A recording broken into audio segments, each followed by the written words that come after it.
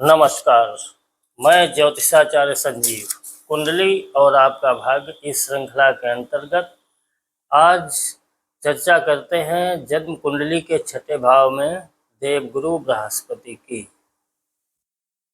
पहले भी कई वीडियो में हमने आपको बताया कि कुंडली का छठा भाव मुख्य रूप से आपके शत्रुओं के विषय में विचार करता है, रोगों के विषय में विचार करता है। ननिहाल पक्ष का विचार भी कुंडली के छठे भाव से किया जाता है। ज्योतिष शास्त्र के जो अन्य सूत्र हैं उसमें कुंडली का छठा भाव बहुत ही महत्वपूर्ण है। तो जो विशेष विचार हमने बताए, इनके अतिरिक्त भी कई एक परिस्थितियों का विचार कुंडली के छठे भाव से किया जाता है। और किसी एक स्थान से, एक ग्रह से संपूर्ण कुंडली का विचार करना और विचार करके एकदम से फल कह देना, ये ज्योतिष शास्त्र का सूत्र नहीं है, ज्योतिष शास्त्र का नियम नहीं है। हालांकि जो वैदिक ज्योतिष है, इसके जो सूत्र हैं, इसके जो नियम हैं, बहुत ही दुरूह हैं।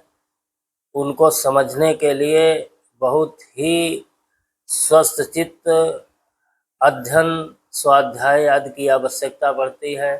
हालांकि आज के समय में तो बहुत ही सरल हो गया है कि आप तमाम फ्री के सॉफ्टवेयर आपके मोबाइल में आप डाउनलोड कर सकते हैं।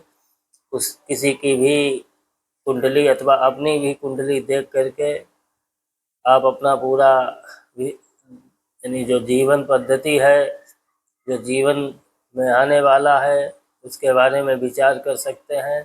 तो आज के समय में तो बहुत सरल हो गया है।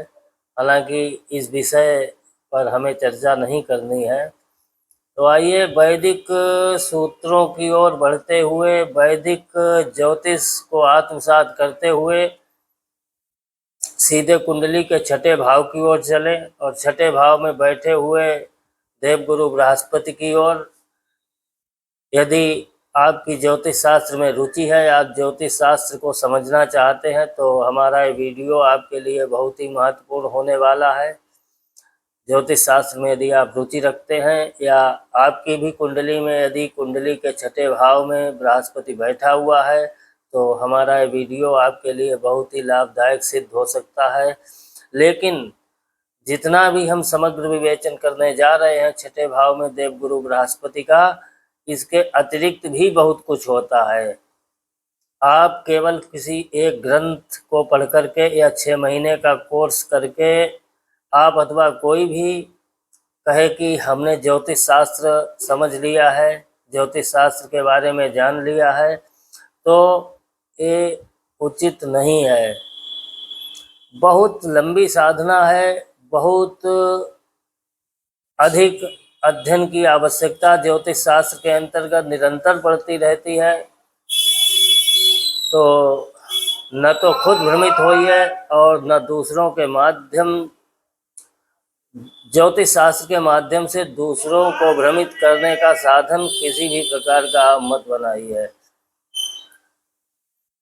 हालांकि आज जो जितने भी लाल किताब, पीली किताब और जाने क्या क्या, काली किताब, ये सब जो चल रहे हैं, इनका ज्योतिष शास्त्र से कोई लेना देना नहीं है।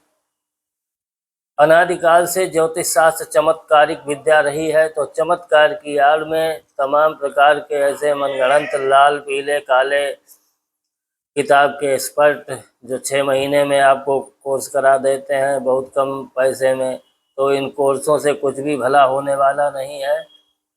तो आइए चलते हैं मुख्य विषय की ओर। ज्योतिष शास्त्र जन्म कुंडली के छठे भाव में बैठे हुए देवगुरु बृहस्पति की ओर विभिन्न वैदिक हमारे आर्ष ऋषियों ने अन्यत्यादित चित्तवृत्ति कीर्ति प्रियो यो निज शत्रुहंता आरंभ कालोद्यमकृन्नरः स्यात् सुरेंद्र मंत्री यदि शस्त्रु संस्था।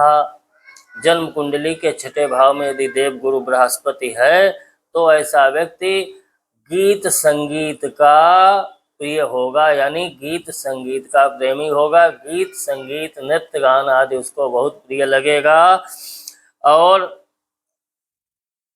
उसकी चारों ओर कीर्ति होगी।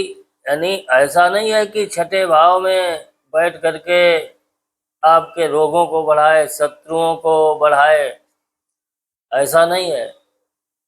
क्या लिखा है कि ऐसा व्यक्ति यानी जिसकी कुंडली के छठे भाव में देवगुरु बृहस्पति है वह कीर्तियुक्त होता है, शत्रुहंता होता है और किसी भी कार्य का प्रारंभ करने वाला होता है। यानी जीवन में कोई न कोई एक ऐसा नया काम करेगा जो समाज से बिल्कुल अलग होगा। तो इस प्रकार का फल हमारे आर्ष ऋषियों ने देवगुरु बृहस्पति के छठे भाव में होने पर बताया गया है। तो जैसा कि पहले से हमारी आपकी चर्चा होती है कि अब कोई एक ग्रह सीधे सीधे देवगुरु बृहस्पति बैठ गया, कोई राशि हो तो एक जैसा फल देगा, ऐसा नहीं है। हमने कुंडली के जो 12 परिस्थितियां हैं, यानी ग्रह की अपनी उच्च राशि होती है, अपनी नीच राशि होती है और यानी जो 12 प्रकार की परिस्थितियों पर हम पहले से चर्चा करते आ रहे हैं, तो उन 12 परिस्थितियों में देवगुरु बृहस्पति यदि छठे भाव में बैठे हुए हैं तो आपको जीवन में किस प्रकार का फल देंगे। यदि छठे भाव में उच्च राशि में देवगुरु बृहस्पति बैठे हुए हैं तो आपके अनचाहे शत्रुओं की मात्रा अधिक होगी। इसलिए उच्च राशि में, यानी अब जो ग्रह की उच्च राशि के बारे में हम पहले बता चुके हैं, कर्क राशि कुंडली की, कर्क राशि देवगुरु बृहस्पति की अपनी उच्च राशि होती है और उसके कुछ विशेष अंश होते हैं। इसके बारे में हमने पहले ही चर्चा की है। तो यदि आप इसको समझना चाहते हैं कि ग्रह उच्च राशि में कितने अंश तक उच्च होता है तो इसके लिए हमारे पहले के देवगुरु बृहस्पति से संबंधित एपिसोड आप देखिए। यदि उच्च नवांश में देवगुरु बृहस्पति कुंडली के छठे भाव में है तो ऐसा व्यक्ति अच्छे मित्रों से अथवा यूं कहें कि अच्छी सलाह देने वालों से दूर रहने वाला होता है। यानी जो उसके मित्र होते हैं वो अच्छी सलाह देने वाले नहीं होते हैं, नहीं उसके जीवन में शुभचिंतकों की कमी होती है। यदि कुंडली के छठे भाव में देवगुरु बृहस्पति शुभ वर्ग में है तो ऐसा व्यक्ति अपने मन के अनुकूल पत्नी को प्राप्त करता है जीवन में। यानी जो उसकी स्त्री होती है वो मन के अनुकूल स्वभाव वाली होती है। नीच राशि में छठे भाव में बैठा हुआ देवगुरु बृहस्पति दासत्व कर्म की ओर ले जाता है। यानी ऐसा व्यक्ति दूसरे की सेवा करने वाला होता है। नीच नवांश में बैठा हुआ देवगुरु बृहस्पति शुभ नहीं माना जाता है। ऐसा व्यक्ति नशा आदि व्यसन करने वाला होता है। पाप वर्ग में यदि देवगुरु बृहस्पति कुंडली के छठे भाव में बैठा हुआ है तो ऐसा व्यक्ति गुणहीन होता है। कुंडली के छठे भाव में यदि देवगुरु बृहस्पति अपनी मित्र राशि में बैठे हुए हैं तो ऐसा व्यक्ति जीवन में सिद्धि को प्राप्त करता है। और यदि मित्र नवांश में देवगुरु बृहस्पति कुंडली के छठे भाव में है तो ऐसा व्यक्ति विश्व बनी अपने समाज में विख्यात होगा, प्रसिद्धि को प्राप्त करने वाला होगा। और वर्गोत्तम में छठे भाव में बैठा हुआ देवगुरु बृहस्पति व्यक्ति को कुशल वक्ता बनाता है। यानी उसकी वाणी बहुत ही मधुर होती है, उसकी वाणी प्रभावशाली होती है। शत्रु राशि में कुंडली के छठे भाव में बैठा हुआ बृहस्पति अशुभ माना जाता है। और शत्रु नवांश में यदि देवगुरु बृहस्पति बैठे होते हैं कुंडली के छठे भाव में तो ऐसे व्यक्ति के जो बंधु होते हैं यानी भाई होते हैं वो गलत आचरण वाले होते हैं। अपनी राशि में छठे भाव में बैठा हुआ देवगुरु बृहस्पति व्यक्ति को अनेक पुत्रों वाला बनाता है। तो इस प्रकार हमने कुंडली के छठे भाव में बैठे हुए देवगुरु बृहस्पति के फल के बारे में बताया। लेकिन केवल इतने से ही, इतना देख करके ही आप किसी की कुंडली का फल मत बताने बैठ जाना, क्योंकि बहुत परिस्थितियां होती हैं। इसके लिए आपको ज्योतिष शास्त्र को प्रारंभ से समझना होगा, सीखना होगा, उसको आत्मसात करना होगा। और क्योंकि जीव